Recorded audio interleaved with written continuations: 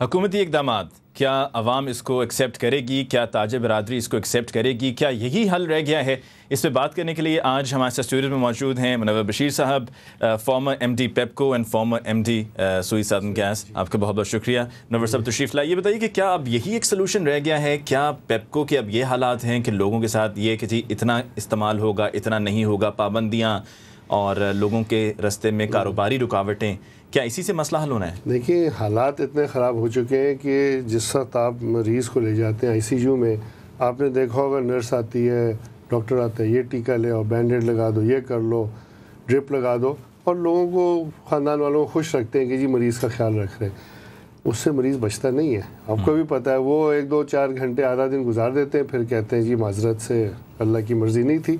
तो ये अब ये लग रहा है कि 2 साल ज़ाय करने के बाद मौजूदा हुकूमत ने अब ये एड हॉक मेजर्स पे आ गए, और मैं समझता हूँ ये एक सियासी खेल खेला गया है, तमाशा किया गया है। इसमें तो एक्सपर्ट्स बैठते हैं 8-10, एक प्लान बनाते, एनालिटिकली इसको रिव्यू करते, और उस हिसाब से कितना लोड है, किस सेक्टर में, पेप्को की परफॉर्मेंस को कैसा देखते हैं? ताहिर बशारत चीमा और उनकी टीम, DG खालिद साहब, जो कि मीटिंग्स में ज़्यादा मसरूफ़ दिखाई देते हैं। देखिए, मैं इससे मेरे 2 राय हैं।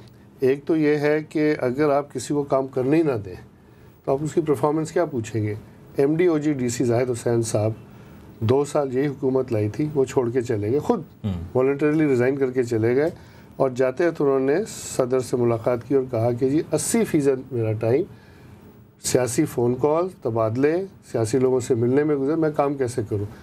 तो जो ताहिर बशारत चीमा का, मेरे ये DG थे, और इनके साथ भी मैंने एक बार पूछा, कहते हैं 7 में से 6 दिन तो मैं इस्लामाबाद में हूँ, काम कब होगा? लेकिन इसको आप आइसोलेशन में नहीं देख सकते। अगर आप पूरा देखेंगे, अगर हुकूमत ने ये ऐलान किया 2008 में कि 2009 दिसंबर में ख़त्म हो जाएगी लोड शेडिंग, एक नहीं 100 बार ही किया, आप लोगों ने भी सुना। उसके अलावा ये बात कही गई, अगर आप नंबर्स देखें कि इसी वक्त 2 साल पहले तो 2500-3000 मैक्सिमम लोड शेडिंग थी, अब 5-6 हज़ार है। ये आप पूछिए कि ये बताएं, ये क्या हुआ कि दुगनी हो गई? कम होनी थी ना, दुगनी कैसे हो गई? अच्छा, इसके क्या सर्कुलर डेप्ट का मसला जो है वो कितना बड़ा है? आज भी वज़ीर आज़म साहब ने कहा कि सर्कुलर डेप्ट का 116 भी नंबर कम बताया जा रहा है। कोई ये तकरीबन 140-150 के करीब अभी जो है, जो ऑयल गैस कंपनीज में और रिफाइनरी इदारा के अंदर सब फंसा हुआ है, और 116 से कुछ हद तक हल हो जाएगा।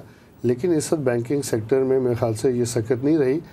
इसके अलावा जो पता होना चाहिए कि जो ये कहते हैं हल हो गया, कोई पैसे गवर्नमेंट ने दिए नहीं। 301 अरब ये एशियन डेवलपमेंट बैंक का प्रोजेक्ट था, मैं उसको लीड कर रहा था।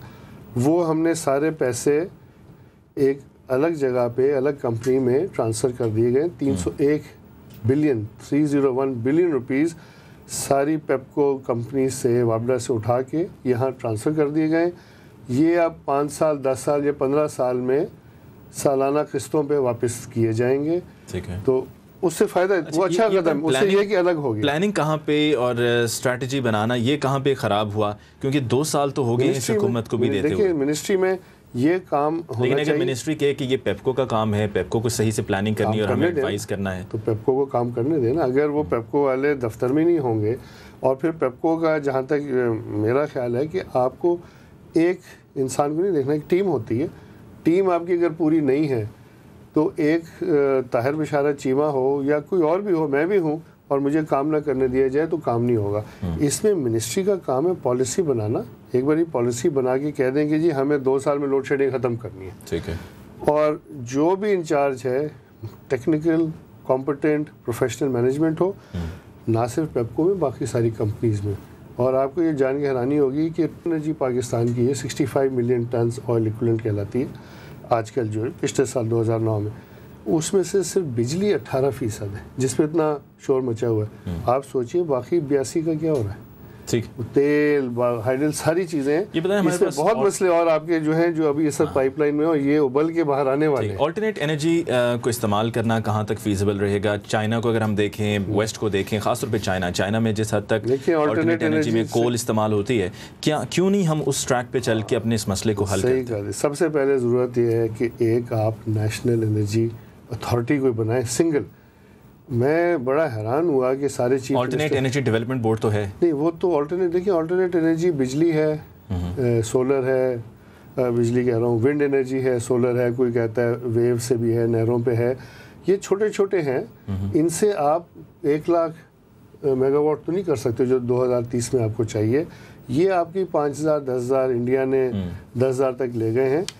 امریکہ میں سولر از اونلی 0.35%, ونڈ از 3%. ٹھیک ہے, تو ہمیں یہ اگر ہم یہ کہیں کہ جی ہم 20,000 بنا لیں گے, جہاں آپ کی ونڈ انرجی ہے یہ سپلیمنٹری انرجی ہوتی ہے. آپ کو بیس لوڈ جو ہے نا وہ آپ کو ہیوی پلانٹس چاہیے جو چلتے ہیں. رات کو آپ کی ہوا رک جائے تو آپ فیکٹری کو کیا کہیں گے, بند کر دو, فیکٹری تو چلنی ہے نا.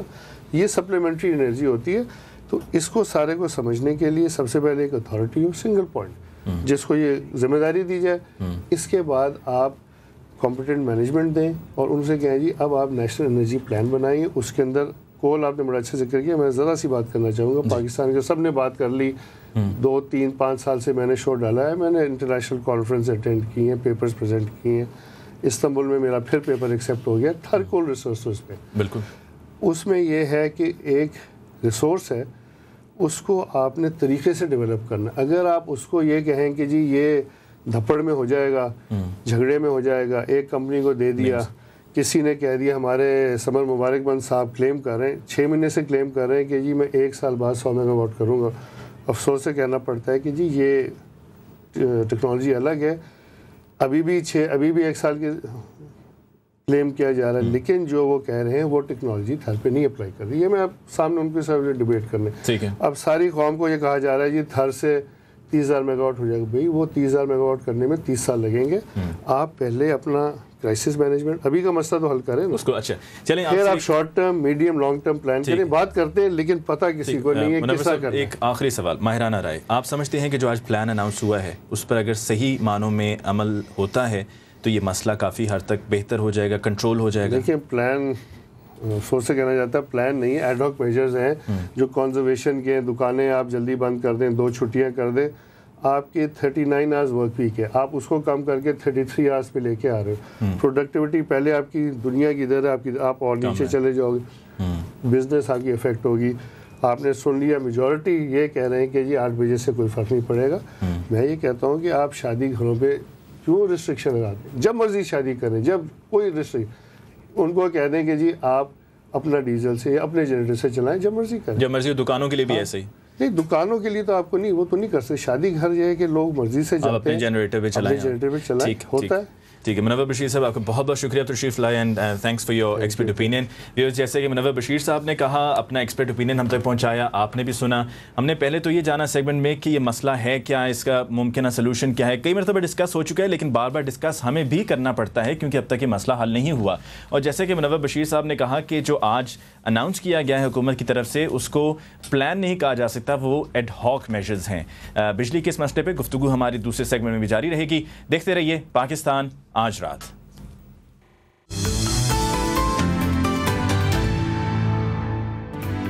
بجلی کے بحران پر قابو پانے کے لیے حکومتی اقدامات مؤثر ثابت ہوں گے یا نہیں؟ لاہور میں نوجوان کی ہلاکت, ملزم کے خلاف کارروائی کہاں تک پہنچی؟ اور شعیب اور ثانیہ پاکستان پہنچ گئے, سرکاری مہمانوں کے اعزاز میں وزیر اعظم عشائیہ دیں گے.